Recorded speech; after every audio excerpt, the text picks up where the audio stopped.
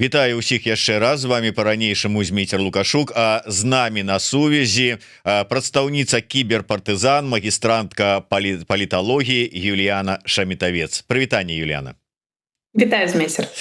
Дзякуй, што далучылася, нягледзячы на ранні такі час у вас там, але нягледзячы на тое, што так рана, я паспяшаюся, ну хоць, можа быць, атрымліваецца, спазніўся, бо навіна ўчорашняя, але віншую кіберпартызанаў і цябе асабіста як прадстаўніцу кіберпартызанаў з новай чарговай удалай хакерскай аперацыі. Самі задаволены? Задаволена на 100%. Я тут толькі падпраўлю цябе, што гэта публічная аперацыя паспяховая. Канешне, мы яшчэ шмат праводзім чаго не публічнага, і, на жаль, я пра гэта не магу распавесці. От любіш ты заінтрыгаваць заўсёды пра гэтымі непублічнымі аперацыямі, так і цягне нейкім чынам распытаць, хаця і разумееш, што ну не скажа, але от все адно за язык цягне. Але тым не менш, слухай, давай ведаеш што, пачнем з чаго? Ты ж ужо бачыла гэтую навіну пра дрон у Мінску на Матусевіча, які нібыта там заглушылі. Зараз ужо следчы камітэт выступіў з заявай, што там у гэтым дроне была там выбухоўка, невядома там што, і ён невядома якую шкоду мог нанесці. Такую троху ў канспіралогію. Ці не звязаная ваша аперацыя вось з гэтым прылётам дрона? Ну, такое, отпомсціць вам за тое, што вы зрабілі. Беларускія ж кіберы зрабілі. Наце, беларусы, атрымлівайце. Ну, в прынцыпе, лагічна, да. Я вось зараз думаю, можа, нават там уже і рэжым пачынае ганарыцца, типа, да, нашы беларускія кіберпартызаны, то, ў прынцыпе, то малайцы, калі не на нас. Да. А помніш, як мы падоршай-то яшчэ ў свае часы, да? Да, можа, нешта там пачынаецца. Слухай, ну, па-першае, не мы, па-другое, не ведаю. Ну, тут і сапраўды нейкая канспіралогія. Хутчэй гэта ўсё выглядае, як заўсёды, што яны спрабуюць, як бы, зрабіць нейкі выгляд атакі вось на рэжым, абвінаваціць у гэтым дэмакратычныя сілы, і потым вось з прычыны таго, што якія ўсе там тэрарысты, мы павінны абараняць нашу краіну, нашых беларусак і гэтак далей.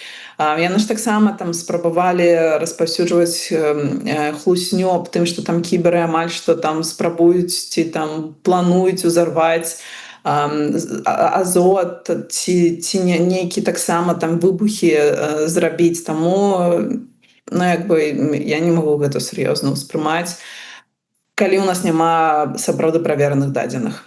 Ты не выключаешь такого варыянта, что зараз з'явіцца какая-нибудь версія, якую агучыць які-нибудь там умоўны азаронак, что это кіберы сваімі там атакамі адмыслова залезлі там невядома куды там на сайт Міністэрства там обороны России і змянілі маршрут гэтага БПЛА, каб ён паляцеў, упасі Господи, на Дразды. Ну, нешта такое, да, абсолютно магчыма. Давай звернемся ўсё ж таки да вашай аперацыі, і я таксама трошку удакладнення. Вы адразу заявілі, што гэта была сумесная аперацыя з украінскімі хактывістамі. Ну, я разумею, тут можа я гляжу з такого свайго беларускага глобуса, але калі у нас это пашла інфармацыя, наши кіберпартызаны сумесна там пры дапамозе украінскіх хакераў, а украінскія сайты, тэлеграм-каналы я чытаў, і там ідзе наадварот, там пішуць: вот наши украінскія хакеры пры падтрымцы беларускіх кіберпартызанаў. Хто каго падтрымліваў? Ну, гэта сапраўды партнерская праца. Нельга вось напісаць, што адзін галоўны, іншы падтрымліваў, дапамагаў. Такое было сапраўды шчырае раздзяленне абавязкаў у гэтай аперацыі. І, в прынцыпе, так і было і напісана і на нашых соцсетках, і на соцсетках Silent Crow. Ну, зразумела, што журналісты там са сваіх краін будуць выдзяляць сваіх. Як заўсёды гэта адбываецца, гэта нармальная з'ява, але ось, як ёсць, так і скажу, што гэта была рэальна партнерская праца, гэта не першая праца. Гэтая група верыфікаваная маімі калегамі, класныя спецыялісты, не першы раз працуем, думаю, што і будзем працягваць працаваць далей.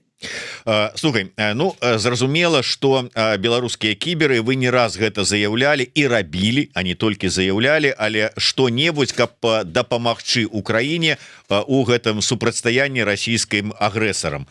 А ў дадзеным выпадку сумесна з украінцамі, ну здавалася б, таксама нейкая структура, якую б, ну, варта было б чакаць, што вы там нейка хакнеце нейкую структуру, якая канкрэтна да баявых дзеянняў датычная на фронте і гэтак далей, ці там вырабляе нейкую вайсковую рыштунак, ці яшчэ што-нибудь. Аэрофлот, здавалася б, ну цывільная там структура. Чаму менавіта яе абралі для хакерскай атакі? Чаму менавіта яе абралі для публічнай хакерскай атакі? Зноў уже падкрэслю, што мы працуем па розных напрамках. Зразумела, ёсць прыярытэт, улічваючы, што робіць Расійская Федэрацыя, забівае украінцаў. Таму магу казаць вось проста потому, што вырашылі як бы публічна абвесціць. Аэрофлот — гэта незвычайная цывільная кампанія, гэта дзяржаўная кампанія з кантрактамі з Мінабаронай, з бюджэтам, які расійскі рэжым улівае у гэтую авіялінію, якая перавозіць таксама і ваенныя аб'екты, і ваенных. Па-першае, па-другое, ідзе вайна. Калі расейцы лічаць, што яны могуць спакойна глядзець на то, як іх суседзі, сябры, грамадзяне ідуць на іншую краіну, забіваюць там людзей, дзяцей, а яны самі пры гэтым спакойна могуць лётаць на вакацыі, то так не бывае. Не бывае такое, што вось гэта не будзе датычыцца агрэсара, які вядзе нічым не правакаваную вайну. Таму гэта зразумелая цана таго, што адбываецца. І мы, у прынцыпе, я думаю, украінскія, я проста не глядзела непасрэдна тое, як яны пра гэта выказваюцца, але я ўпэўнена, што яны таксама так выказваюцца, што любыя кампаніі, якія супрацоўнічаюць, дапамагаюць, з'яўляюцца часткай рэжыма, з'яўляюцца зразумелай мэтай для любых атак. Пры гэтым падкрэслю таксама, што не была мэтай неяк паўплываць на авіяцыйную бяспеку, то бок там неяк паўплываць на то, як вылятаюць, прылятаюць самалёты. Гэтай сістэмы не закраналіся, але як бы не напрамую гэтая атака на інфармацыйную фінансавую частку паўплывала на тое, як выляталі самалёты учора, сёння, як гэтыя рэйсы плануюць. Таму як бы зразумела, што гэта можа адбыцца, але зразумела, што і мэтай неяк там на гэта паўплываць, на авіяцыйную зноўку паўтару бяспеку, на рэйсы у нас не было. Вось давай, можа быць, больш падрабязна пра мэты, таму што адразу пачаліся там у каментарах, асабліва там у розных там зэ-пабліках крыкі пра тое, што а пра людзей звычайных яны падумалі, а вот рэйсы, якія ў гэты час падчас гэтай атакі былі ў паветры, а калі б вот это ляснулася, колькі тысяч людзей бы маглі загінуць. Так вось, мэты і якім чынам, ну, сапраўды, ці была так, верагоднасць таго, што гэта можа атрымаць такі вось трагічны працяг? Ну, па-першае, можна нават узяць і мэту за тое, каб зэтныя паблікі плакаліся. Гэта заўсёды прыемна глядзець, іхнюю паніку, іхнія вось гэтыя жалабы, крыкі. Так што беру як мэту таксама. Па-другое, зноў, гэта розныя сістэмы, дыспетчерская сувязь, палёты, яны не былі закрануты гэтай атакай. Таму гэтага не здарылася і не магло здарыцца па-за гэтай атакі. Калі б чалавек, які там спанікаваў пасля гэтай атакі, дапусціў бы памылку на, не ведаю, прызямленне самалёта, ну, гэта як бы не наша адказнасць, гэта адказнасць чалавечая. Яны павінны разумець рызыкі таго, калі іх краіна вядзе паўнамаштабную вайну. Ну, не бывае так, што гэта не будзе кранацца. Мы ведалі аперацыю па дронах, як гэта таксама закранала рэйсы і самалёты, вылеты, прылёты. Гэта рэчаіснасць вайны, і расейцы павінны пра гэта разумець і не забываць, таму што яны прызвычаіліся і думаюць, што гэта дзесьці там, а гэта не дзесьці там, гэта іхнія краіны вядзе гэтую вайну, гэта іхнія грамадзяне вядуць вайну. Па-другое, бедныя расейцы не змогуць даляцець да нейкіх вакацыях. Давайте не будзем забываць, што украінцы не могуць летаць у сваёй краіне ўжо больш за 3 гады. Чаму? Таму што расейцы пачалі паўнамаштабную вайну. Это даволі простыя рэчы. Тое, што яны там крычаць, няхай крычаць. Можа, нехта зразумее, што гэты рэжым і іхнія грамадзяне адказныя за тую сітуацыю, якой жывуць зараз самі расейцы. Можа, гэта натхне іх нешта змяніць. Іх не натхняе забітыя дзеці ўкраінскія, але можа нейкі вось такі бытавыя рэчы змогуць нешта да нечага дагрукацца ў іхняй галаве на тое, што вось нешта ненармальнае адбываецца ў нашым грамадстве, і можа трэба гэта змяніць. Гэта таксама з'яўляецца мэтай нашай атакі. Ну так, вот бач, нават зараз до нас у каментары прыйшлі з таким, ну прыблізна такімі ж самымі тэзісамі кшталту: кому поможет удар по гражданскому объекту? Никому. Ну і гэтак далей. Усё ж таки, кому дапаможа гэты удар? Ну, апроч таго, што покажа... Як мінімум, расійскі рэжым уже патраціў десяткі мільёнаў даляраў на тое, каб неяк паспрабаваць патушыць хаця бы частку пажару. Будуць больш... Гэта цана вырасце. Акцыі пайшлі ўніз самой кампаніі. То бок, замест таго, каб спансаваць вайну, ім прыходзіцца траціць свой бюджэт на тое, каб неяк пагасіць тое, што адбылося, і восстановіць інфраструктуру аэрафлота, таму што гэта, зразумела, вялікая грамадзянская цывільная авіялінія. Як мінімум. Добрая атрымалася выснова? Зразумела, што добрая. Таму ўсё, што дапамагае аслабіць, забраць грошы з вайны, аслабіць рэжым, перавесці іхнюю увагу на нешта іншае, дагрукацца да людзей, паказаць, што за гэта адказны рэжым, то гэта з'яўляецца для нас добрымі цэлямі для атакі. Напужаць таксама любыя кампаніі, якія працуюць з расійскім рэжымам. Яны павінны разумець цану гэтай вайны. Вось, дарэчы, ну, зразумела, пакуль што падлічыць складана, колькі вымушаныя яны будуць укінуць грошы для таго, каб аднавіць тыя страты, якія былі нанесеныя вашымі атакамі. Але вот мы чыталі пра тое, што колькі там рэйсаў было адмененае, нават вот рэйсы сённяшнія, ранішнія з Москвы ў Мінск, яны таксама, ну, з Мінска ў Москву таксама былі адмененыя. Наколькі ўсё ж такі, на які тэрмін, як моцна выб'е з ось гэтай каляіны ваша атака аэрафлот, наколькі гэта ўсё ж таки балючы будзе для іх удар? Дакладна сказаць напрамую, як гэта паўплывае на рэйсы, мы не можам, але нашы спецыялісты дакладна сказалі, што аднавіць базавую функцыянальнасць унутраных сістэм зойме прыкладна некалькі тыдняў, аднавіць базы дадзеных, прычым не ўсіх, таму што не ўсе базы дадзеных мелі бэкапы, то бок асобную зарэзерваваную копію дадзеных. Гэта зойме прыкладна некалькі месяцаў. То бок это даволі удар, які яны сапраўды павінны будуць аднаўляць, які яны сапраўды пачулі. Ну вось, сапраўды так. Ну, такім чынам і казаць пра тое, колькі часу спатрэбіцца кампаніі на тое, каб выправіць усё гэта, таксама немагчыма сказаць. Ну, некалькі месяцаў як мінімум. Гэта тое, як лічаць нашы спецыялісты. То есть і некалькі месяцаў у той ці іншай ступені, але гэта будзе адбывацца на рэйсах, на фінансавых затратах і ўсім астатнім. Так, зноўку не ведаю, наколькі гэта будзе, можа яны будуць спрабаваць там, не ведаю, на паперкі размяркоўваць гэтыя палёты, хаця гэта будзе, зразумела, цяжка.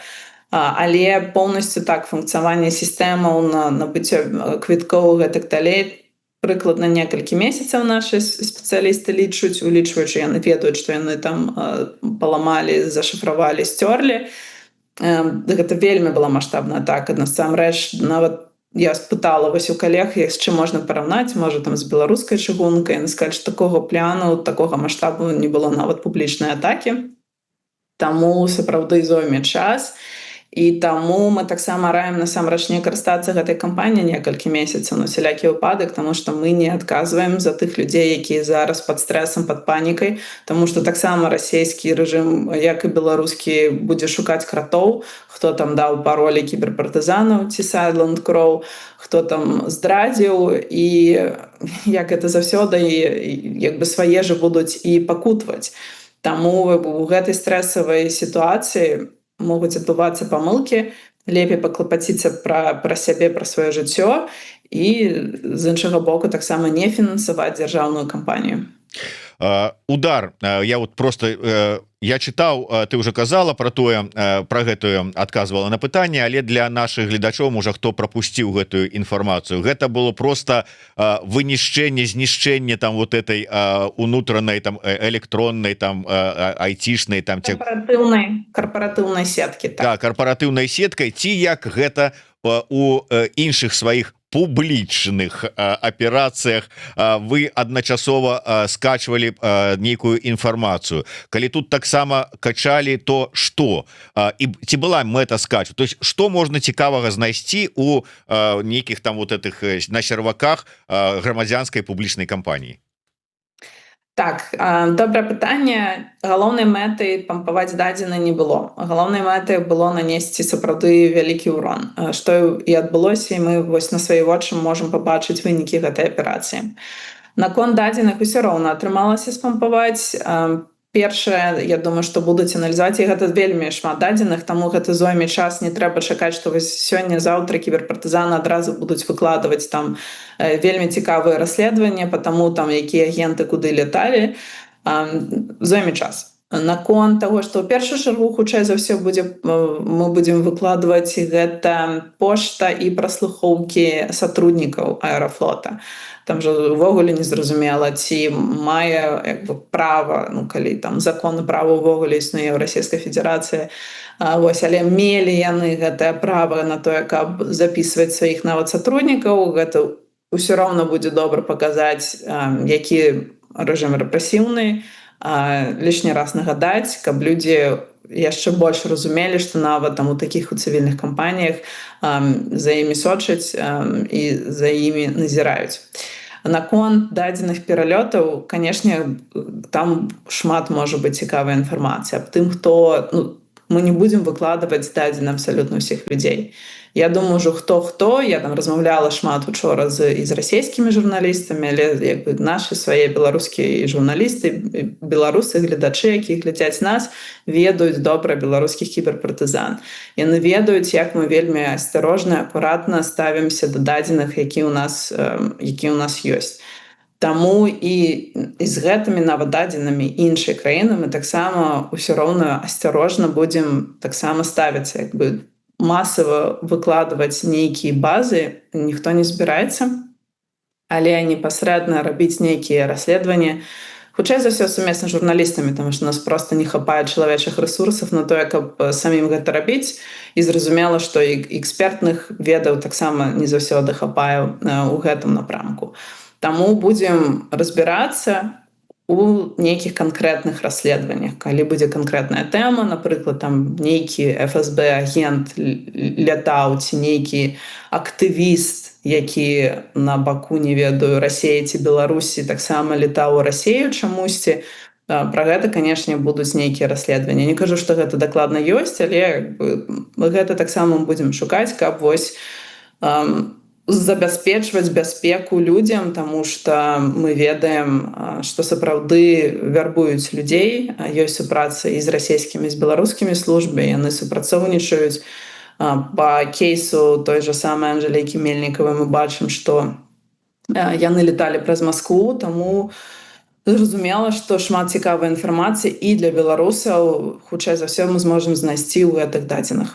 Зняла з языка. Ну вот што значыцца даўно супрацоўнічае з журналістамі, ведае наперад, што яны могуць спытацца. Я акурат такі адразу і падумаў, калі была інфармацыя, што было скачана шмат усяго з іх сервакоў, так і падумаў, можа быць, вот кіберы якія адчуваюць патрэбу ў гэтым, знойдуць след, хто ж там ўсё ж таки канкрэтна лётаў, як, куды, калі, у якім складзе разам з Мельнікавай вот датычна гэтага кейсу. Ну, я разумею так, што пакуль яшчэ зарана нешта на гэтым накірунку казаць. Пакуль зарана, так. Давай да самой аперацыі трошачку, што можна, конечно, сказаць, як яна адбывалася, як яна праводзілася, дзякуючы чаму, каму ўсё ж таки атрымалася ў гэтую сістэму ўвогуле убіцца. Першы вось такі крок на тое, каб папасці ў гэтую сістэму, і гэты першы крок, гэта не значыць, што ты адразу можаш нешта там сапраўды маштабнае рабіць. Ён быў зроблены пэўны час таму, каля там паўгады ці года нават. І гэта было зроблена праз дзіравую сапраўды сістэму. У тым ліку праз тое, што гендырэктар не змяняў пароль з 22-го года, таму што там нейкія таксама супрацоўнікі захоўвалі свае паролі, і вось як тэкст, вортаўскі там дакумент ці там нейкі тэкставы дакумент на сваім кампутары. Таму што некаторыя сістэмы таксама выкарыстоўваюць Windows XP ці Windows 2003 года, які ўжо не падтрымліваюцца кампаніяй Microsoft. І вось накопленых вось гэтых рэчаў хапіла на тое, каб папасць унутр. Але самая цяжкая праца заўсёды адбываецца ўнутры. У нас сапраўды ёсць суперскія спецыялісты, якія могуць працаваць вельмі добра па ўнутраных сетках, знаходзяцца незамешанымі. Вось гэта самае цяжкае на тое, каб знаходзіцца там, чытаць, глядзець і прыбірацца далей у самае ядро сетак. Гэта займае пэўны час. І гэта такія вось спецыфічныя спецыялісты. І у кібераў ёсць такія, ёсць досвед такога плана працы па іншых нашых аперацыях публічных, пра які іх вядома. Пра які таксама можаце пачытаць і нагадаць сябе, як гэта заўсёды адбываецца, што заўсёды гэта, канешне, адбірае час. Ну і вось там праз пэўны час кіберы і партнеры дабраліся да ядра інфраструктуры, да галоўнага дамена кантролера, праз які можна ўжо далучыцца да любых кампутараў. Не толькі звычайных супрацоўнікаў, але таксама і самого галоўнага кіраўніцтва. Вось так вось і адбывалася. Ну і тут, канешне, падкрэсліць, што кіберы працуюць над рознымі аперацыямі адначасова. Няма такога, што вось там, я не ведаю, паўгады яны працавалі толькі над аэрафлотам. Гэта заўсёды змяняецца. То залежачы ад прыярытэтаў, залежачы ад таго, на якім яны этапе, і які там спецыяліст даступны, і гэтак далей. Так і вось складаецца штодзённая праца кіберпартызанаў. Слухай, і ўсё ж таки агульная ацэнка самой узроўню кібербяспекі. Ну, здавалася б, аэрафлот — гэта тая структура, якая з-за розных прычынаў павінна быць звышабароненая. Ну, ўсё ж таки жыцці людзей залежаць ад кібербяспекі. Наколькі сапраўды абароненая, як ты ацэньваеш, вашыя спецы, як ацэньваюць узровень абароненасці? Нашыя спецы, дарэчы, былі даволі здзіўлены на то, якая дзірявая гэта сістэма, і наколькі не прафесійна яна была абаронена, улічваючы так, што гэта цывільная, і не толькі цывільная, гэта крытычная інфраструктура для рэжыму. Выглядае так, што не хапае спецыялістаў. Дзесьці нават на адным з паблікаў вылажылі скриншот аб тым, колькі плаціць бяспечніку, які працуе на аэрафлоце, і колькі плаціць кладаўшчыку, які таксама там працуе. Гэта адзін і той жа заробак. Ты не можаш свайму бяспечніку, на якога кладзецца шмат адказнасці, так гэта сапраўды шмат працы. І вельмі важная праца. Вось, і ты не можаш плаціць столькі ж яму, як і там вось такога ўзроўню спецыяліста, як кладаўшчык. Хаця ніякіх пытанняў зразумела да іх таксама няма.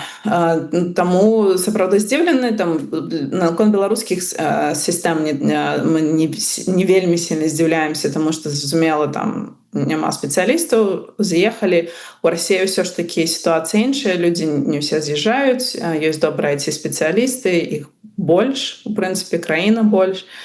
Не ўсе як бы супраць рэжыму, як бы у Беларусі больш такое яўнае зразумелае падзяленне.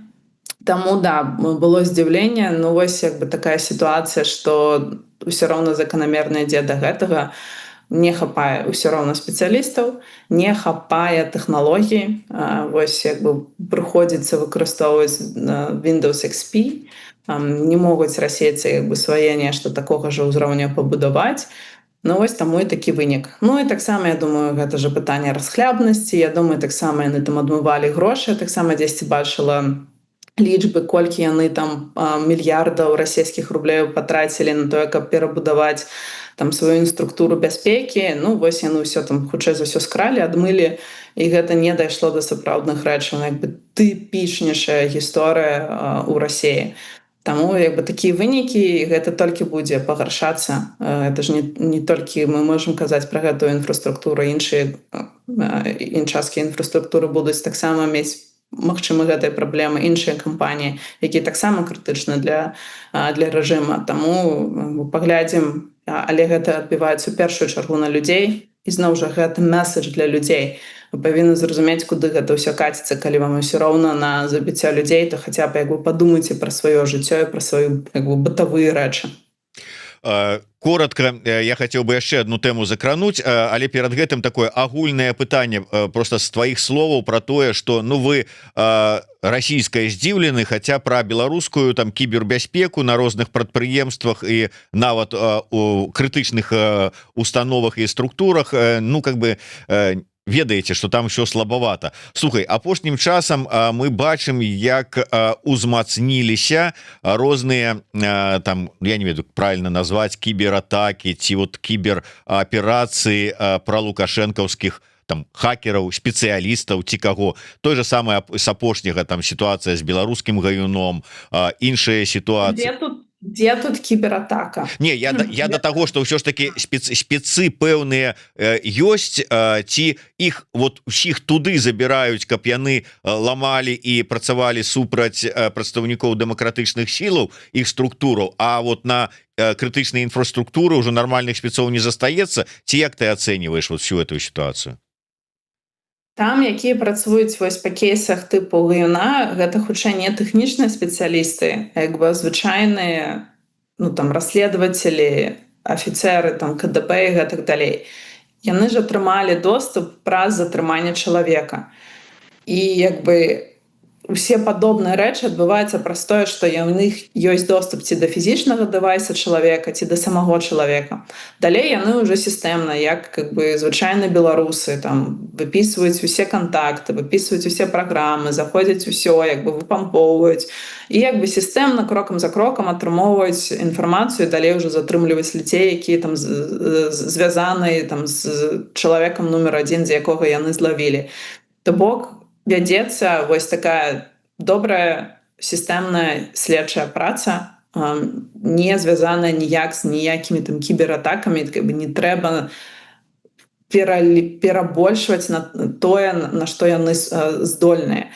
По такому стылю мы ведаем, што яны добра працуюць. У них ёсць рэсурсы, у них ёсць маштаб, у них ёсць магчымасць праслухоўваць, у них ёсць магчымасць кантраляваць інтэрнэт, таму як бы базавы функцыянал у них даволі добры.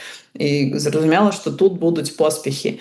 Асабліва пасля там некалькі год і таго, што яны гэта робяць, у іх ёсць доступ, і з таго, што ўжо накапілася вельмі шмат інфармацыі, якую яны там атрымоўвалі праз атрымкі, праз праверкі, праз людзей праз мяжу, на прадпрыемствах і гэтак далей. Ну, тут як бы зноў нагадаю, што можна заўсёды пачытаць па правілах бяспекі карыстання інтэрнэтам, прыладамі і гэтак далей на партызанскім канале партызанскі тэлеграме кібербезапаснасць, кібербяспека. Мы спрабуем як бы закранаць усе магчымыя тэмы, па якіх яны могуць працаваць у гэтай сферы, але нічога ў сэнсе атакаў як бы новага яны не робяць і не могуць рабіць. Пра гэта таксама трэба памятаць і не панікаваць. Добра, давай мы ў другой частцы нашай размовы закранем і другую тэму, і яна звязаная з вашым папярэднім допісам перад тым, вот як справа Аэрафлота з'явілася. Я маю на увазе допісам у тэлеграм-канале кіберпартызаны Бай. Вы пішаце пра новыя такія моманты, новыя звесткі, новая інфармацыя па справе Анжэлікі Мельнікавай і датычныя яе вандроўкі на Шры-Ланку. Там вы кажаце пра імя, ну то есть тое імя, якое меў у пашпарце прыкрыцця агент КДБ, які суправаджаў каханка там, ці як то правильно сказаць, агента того супрацоўніка КДБ Алексея Лабеева, які быў з Мельнікавай. Яшчэ там кажаце пра супругаў Андрэевых і гэтак далей. Вот, то есть вы не выпускаете гэтую тэму, вы вядзеце сваё расследаванне ці чакаць нейкага такого далейшага развіцця гэтага вскрыцця гэтага кейса? Калі ёсць час, так гэта правда, мы вядзем расследаванне, таксама да нас як бы звяртаюцца людзі з рознай інфармацыі, таму вось і мы таксама робім апдейты по таму, што атрымалася знайсці, там, напрыклад, вось па пашпарту КДБшніка, таму як бы па магчымасцях, потому што да нас прыходзяць, потому што у нас атрымоўваецца знайсці, так спрабуем нешта зразумець у гэтым кейсе, ну, па зразумелых прычынах. Я бы хацеў працытаваць апошні абзац вось з гэтага вашага допісу. Я ведаю, что ты добра яго памятаеш ужо так вот. Вы пішаце, ну зразумела, что дыктатура актыўна задзейнічае супрацоўнікаў выведкі і контрвыведкі КГБ для працы по палітычным актывістам, як у Беларусі, так і за мяжой і далей.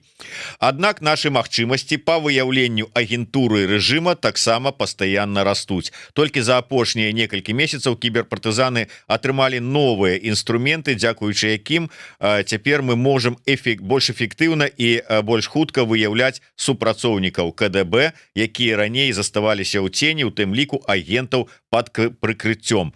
Ахота пачалася, пішаце вы. А можна больш падрабязней? Нельга. На жаль, нельга, ніяк мы не будзем каментаваць, таму што... Ну слухайце, ну інтрыгуеце, ну дык хоць трошку прыадкрый. Ну, вось хто-хто, а як бы КДБ можа працаваць яшчэ добра. Там зразумела, у іх ёсць таксама свае памылкі. Мы бачым гэтыя памылкі гэтым сайтам, але яны маюць досвед, яны маюць спецыялістаў, там гэта сапраўды як бы добры супернік у сэнсе таго, што яны могуць прафесійна працаваць, і таму мы як бы не можам выкладаць нейкія інсайды для таго, каб спрасціць іхнюю працу.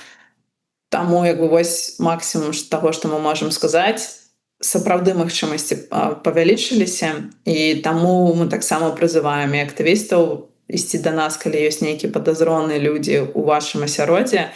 Мы зможам як бы праверыць там па новых магчымасцяў, якія ёсць у кіберпартызанаў.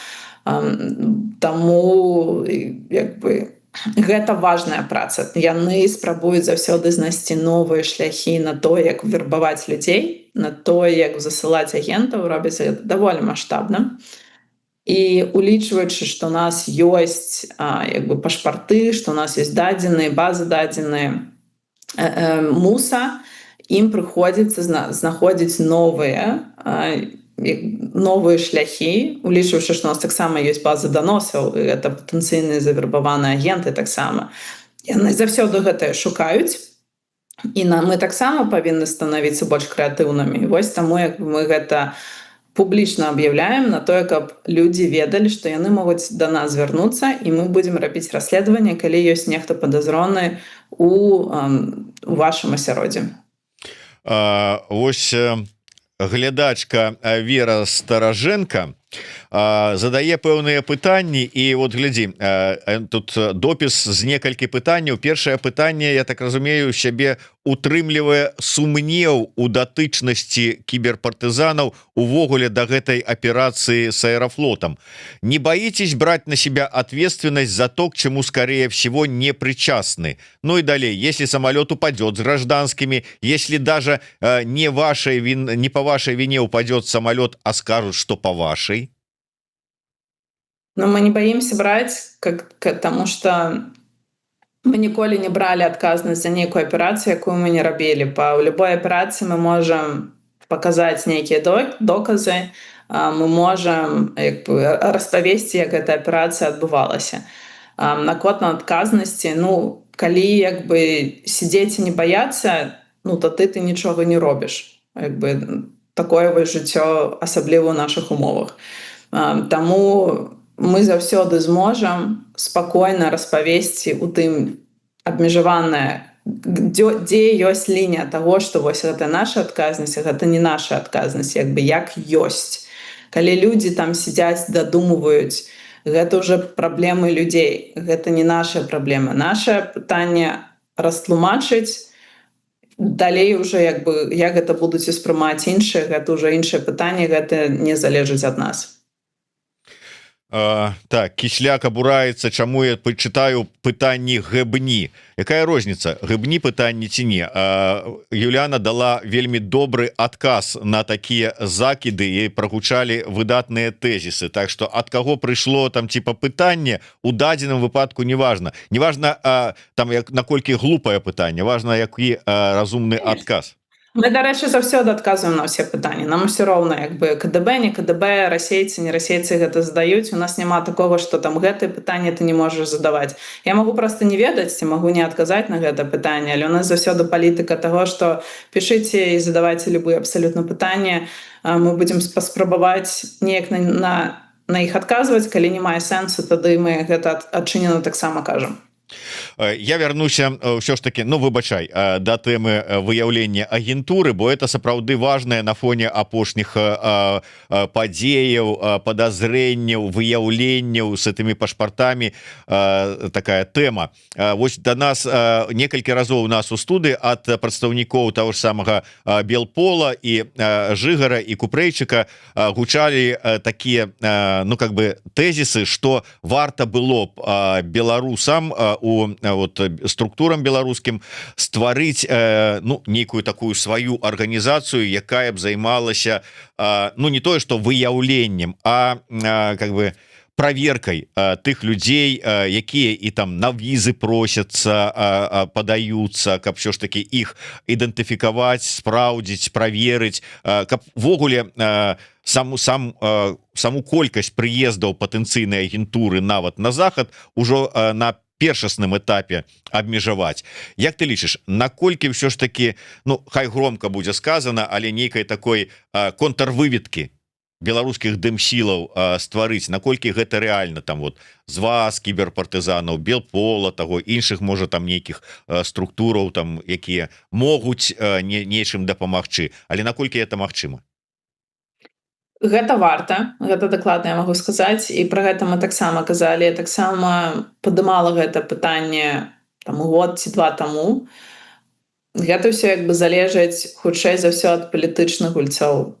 Мы робім сваю працу, у нас няма рэсурсаў і магчымасцяў прабіваць і лабіяваць гэтай тэмы, таму што мы знаходзімся за мяжой, і зразумела, на любую такого кшталту дзейнасці павінна быць дазвол, павінен быць дазвол. Павінна быць фінансаванне, зразумелая там іерархія, зразумелая структура, якая гэта будзе рабіць. Ну пытанне хутчэй не для нас, а да там кабінета, магчыма, ці іншых сілаў, коордынацыйнай рады, якія могуць гэтыя тэмы прабіваць і могуць залажыць падмурак на тое, каб нешта падобнае арганізаваць. Я не ведаю, наколькі гэта магчыма, не зусім да мяне пытанне. Ну так, сапраўды. Слухай, такое пытанне, вот наколькі ўсё ж таки верагодна, што вот вы выявілі агентуру нейкую, просто па сітуацыі, якая была з выяўленнем людзей, у якіх ёсць пашпарт прыкрыцця. Некалькі такіх кейсаў мы ведаем, па выніку што атрымалася? Ну нічога. Как-то вот паведамілі, СМИ про гэта написали, тыя, хто гэта знайшоў, как бы таксама заяву сваю зрабілі, а неяк вот спецслужбы краінаў, што вот літоўскай, што здаецца і польскай, ну как-то не асабліва. Вот выявілі вы, і вот якія ёсць спадзевы, што ну будзе нейкая такая сапраўды рэакцыя на пазбаўлення от этого агента, ну не ў фізічным, а ў сэнсе того, что его там вышлюць? Ну так, ну гэта таксама пытанне да вось службаў. Як бы зразумела, што іх таксама ёсць недахоп рэсурсаў, недахоп кадраў, яны не могуць займацца абсалютна ўсімі кейсамі, плюс яны жывуць у дэмакратычных краінах, дзе павінна як бы усе доказы вельмі добра быць адлюстраваны на 100% на тое, каб выслаць чалавека. Плюс таксама у іх ёсць праца контрразведкі. Што з гэтых пунктаў спрацоўвае ў кожным кейсе, мы не ведаем дакладна. Я не думаю, што нават калі там журналісты, нават польскія да іх звярнуцца, што будзе сапраўды шчыры і сапраўдны адказ. Но мы сваю працу робім, мы выяўляем, мы даем ведаць, а далей ўжо што яны рэальна робяць, гэта ўжо на іх, і дакладваць нам ці дакладваць журналістам яны не будуць, таму што так працуюць спецслужбы. Мы гэта як бы таксама разумеем і паважаем, і ў нейкім сэнсе мы таксама ж бывае кажам вельмі часта, што вельмі раздражняе вось цябе, Зміцер, і іншых журналістаў без каментароў. Не можам казаць, не ведаем, ну і гэтак далей. Таму так гэта праца вядзецца. На жаль, я таксама не заўсёды радая з навінах, якіх я бачу, асабліва як бы улічваючы нават там іншую тэму закранем, што там візы беларусы не могуць атрымоўваць, як бы звычайныя нармальныя беларусы, а там даюць візы нейкім сапраўды там незразумелым асобам з пашпартамі і ці там таксама там з незразумелай біяграфіяй. Ну гэта раздражняе, гэта так, няма як бы добрай сістэмы, але таксама можна зразумець гэтай краіны, таму што сапраўды вельмі шмат агентуры едзе. Агентура не проста як бы беларуская, а беларуская, якая супрацоўнічае з Расіяй. А тут ужо іншае пытанне, як бы больш высокае пытанне бяспекі для гэтых заходніх краінаў. Ну вось як бы у такой сітуацыі адбыліся. Я думаю, было б карысна, улічваючы тыя дадзеныя, якія ёсць у нас, якія ёсць у Белпола, каб нешта такое арганізаваць, добрае супрацоўнічества, сапраўды партнерскае паміж намі і іншымі краінамі, службамі іншых краін, але вось толькі як бы каб мы дамовіліся пра гэта і Белпол, ну гэта немагчыма. Павінны як бы іншыя гульцы, у якіх ёсць доступ, у якіх ёсць сувязі, каб гэта сапраўды прабіць і выбіць. А гэта цяжкая праца. Ну як мінімум я так думаю, што калі гэта можа хтосьці зрушыць з месца, вот ну твае словы так перакладаючы троху на мову больш канкрэтную, то это гэтым павінен заняцца там офіс, ну прынамсі там даць штуршок, каб ну там ці кабінет, да, так. Да, каб яны сказалі, што вот давайте вось такая ідэя, вот вам цікава, нам гэта вельмі важна, а далей вот ёсць канкрэтныя людзі, давайте хай яны ўжо далей вядуць размову. Ну так, я думаю, што гэта як бы зразумелы шлях. Дзякуй вялікі. Таксама дадам фінансаванне. Да. Людзі не могуць працаваць проста так, павінен быць як бы офіс, зразумелы заробак і так далей. Ну гэта цяжка, я не ведаю, як бы у якіх нават структурах знаходзіць гэта фінансаванне, каб беларусы самі гэта фінансавалі сваю ж службу, ідэальны варыянт. Ці нехта яшчэ, гэта не можа ператварыцца як бы ў нейкі там НГО проекты, гэта немагчыма, калі мы кажам пра спецслужбы, мы не можам пісаць як бы справаздачу аб тым, колькі агентаў і як было выяўлена. Таму як бы ну гэта цяжкае пытанне, але гэта патрэбна вырашаць, калі мы сур'ёзна жадаем гэтым пытаннем займацца. Добра, я дарэчы прадстаўляючы цябе не назваў такой, як раней казаў, старшыня нагляднай рады фонду Беларусь Ліберці. Застаешся старшынёй нагляднай рады, і што там з фондам зараз?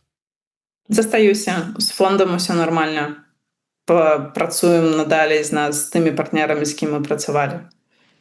Гэты удар, які быў нанесены дзеяннямі Мельнікавай, ну как бы троху яго атрымалася згладзіць, не? Ну, атрымалася, таму што у нас не было як бы вось гэтых тыпічных донараў, якія можа дапамагаюць дэмакратычным сілам, я маю на ўвазе палітыкам, актывістам, журналістам, праваахоўнікам. У нас як бы іншыя спецыфічныя тэхнічныя, якія разумеюць рызыку супрацы, асабліва як бы з гульцамі, якія працуюць супраць рэпрэсіўных рэжымаў.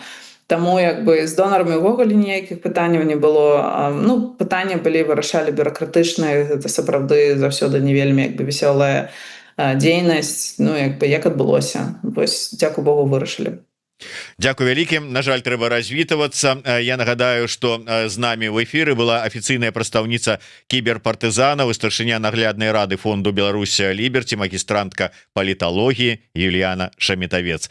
Дзякуй вялікі, Юліяна, дзякуй кіберпартызаны за ўсё, што вы робіце. Дзякуй, да сустрэчы. Жыве Беларусь. Дзякуй, змейстер. Жыве вечна.